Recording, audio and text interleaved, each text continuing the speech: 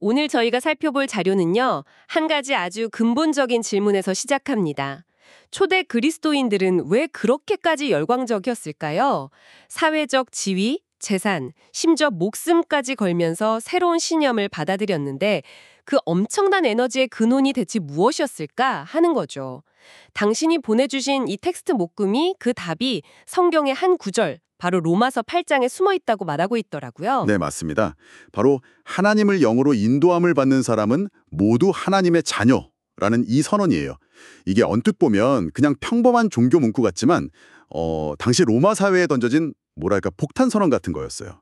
오늘 저희는 이 한 문장이 어떻게 고대 세계의 근간을 흔들었는지, 또 그 말이 당시 사람들에게 구체적으로 어떤 의미로 다가왔는지 자료들을 바탕으로 좀 깊이 들어가 보려고 합니다. 폭탄 선언이라니 흥미로운데요.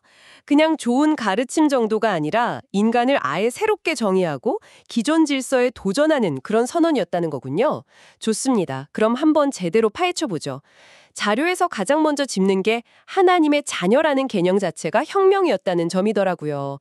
사실 저는 이게 그렇게까지 충격적인 개념일 거라고는 생각 못했거든요. 고대 세계에서 신과 인간의 관계는 지금 우리가 생각하는 거랑 아주 많이 달랐나 봐요. 네, 완전히 달랐다고 보시면 됩니다. 우리가 아는 그 그리스 로마 신들을 한번 떠올려 보세요. 제우스나 아폴론 같은 신들이요.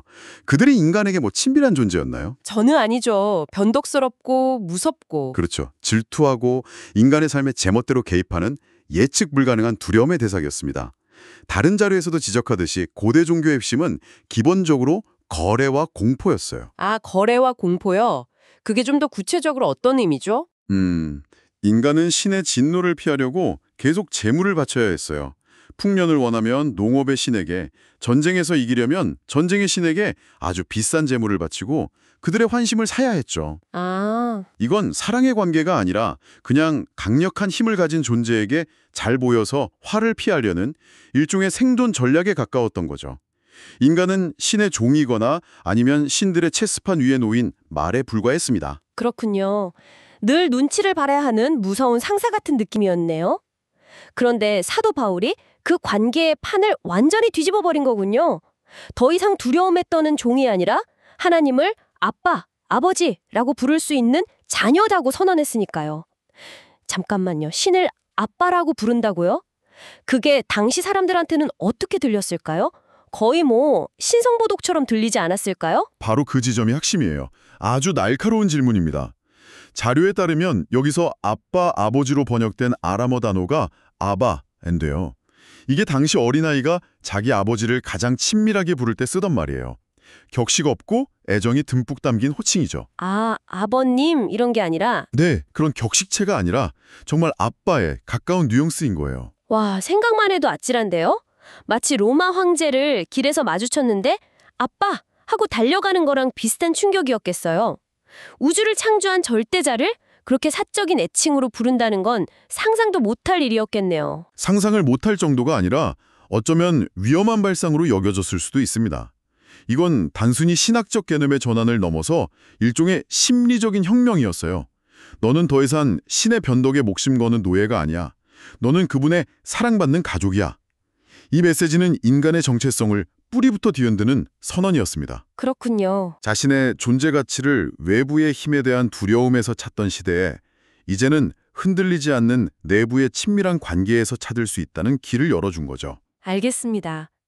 신과의 관계가 공포에서 친밀함으로 바뀌었다는 점, 그것만으로도 엄청난데 보내주신 자료를 보면 바울은 여기서 멈추지 않고 자냐이면 상속자요, 그리스도와 함께한 공동상속자라고 한 걸음 더 나아가더라고요. 이 상속자라는 단어에 또 다른 폭발력이 숨어 있는 것 같아요. 네, 자녀가 심리적 혁명이었다면 상속자는 사회적 혁명의 도화선이었습니다. 상속자라는 단어는 그냥 감성적인 표현이 아니라 아주 구체적인 법적, 경제적 권리를 담고 있는 말이거든요. 당시 로마법에서 상속은 매우 중요한 문제였어요. 가문의 부와 지위를 계승하는 일이었으니까요. 아, 로마 사회의 상속법이 구체적으로 어땠는데요? 굉장히 엄격하고 차별적이었어요.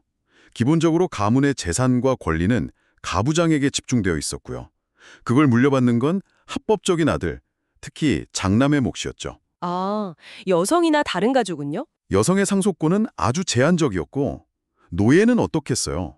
노예는 사람이 아니라 재산으로 취급됐기 때문에 상속은 그냥 소유의 대상일 뿐이었어요. 그런데 바울이 선언하는 거군요. 너희 모두가 상속자다. 와, 그건 정말 생각도 못했네요. 저는 그냥 영적인 의미의 유산, 뭐 그런 거라고 생각했는데 그게 법적, 경제적 평등까지 내포하는 거였군요. 이건 사회 질서에 대한 선전포고나 다름없는데요. 정확히 보셨어요. 그런데 공동상속자라는 말은 거기서 한술 더 뜬 겁니다.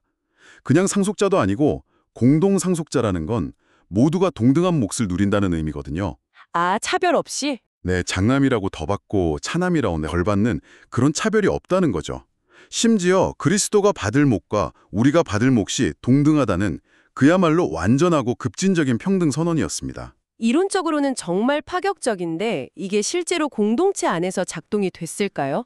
로마의 귀족 주인이 정말로 자기 노예를 교회 안에서 동등한 상속자로, 형제로 대했을까요? 자료에 그런 언급이 있나요? 바로 그 부분이 초기 기독교가 로마 당국의 의심을 산 핵심 이유 중 하나였다고 다른 자료는 지적해요. 이게 그냥 좋은 말이 아니라 로마 사회의 근간인 가부장제와 신분제를 정면으로 위협하는 사상으로 비춰진 거죠. 그랬겠네요. 실제로 초대교회 공동체 안에서는 세상의 질서가 뒤집히는 일들이 벌어졌습니다. 주인이 노예의 발을 씻어주고 로마의 귀부인이 가난한 과부들과 한식탁에서 음식을 나누는 당시로서는 정말 상상하기 힘든 장면들이 연출됐죠.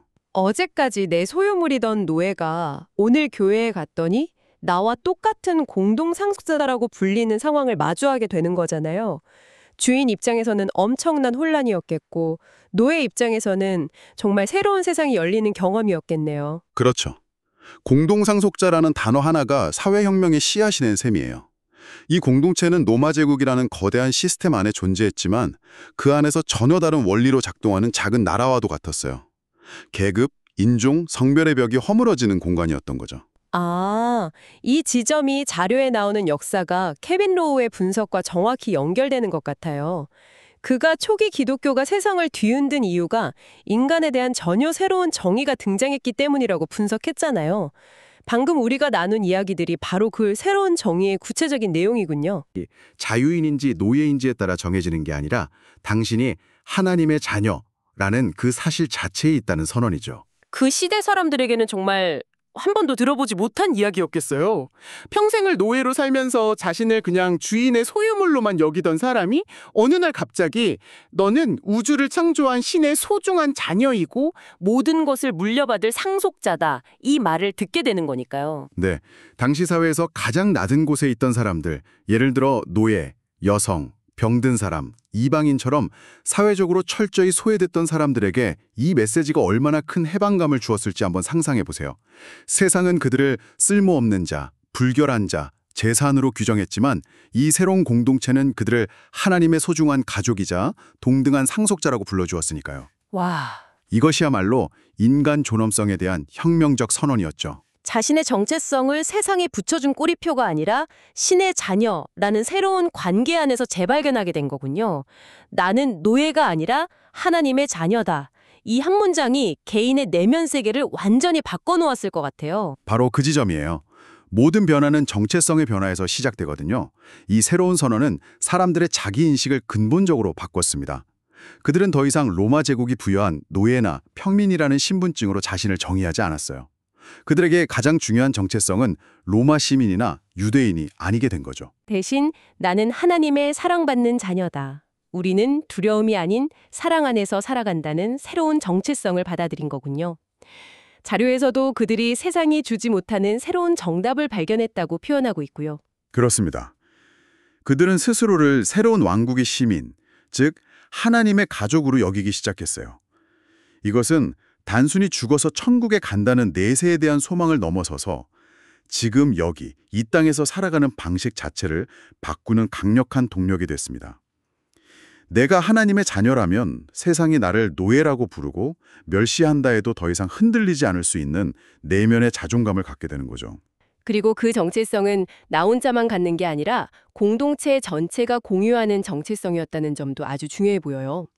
나는 하나님의 자녀이고 내 옆에 앉은 저 주인도, 저 노예도, 저 이방인도 모두 똑같은 하나님의 자녀라는 거잖아요. 매우 중요한 지적입니다. 이 정체성은 철저히 개인적이면서 동시에 공동체적이었어요. 그들이 서로를 형제 자매라고 불렀던 이유가 바로 여기에 있습니다.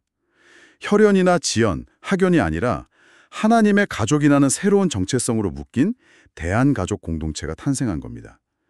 이처럼 내면의 정체성이 바뀌자 그들의 삶의 방식이 변했고 자료의 마지막 문장처럼 그 작은 변화들이 모여 마침내 세상을 바꾸는 거대한 흐름을 만들어낸 것입니다.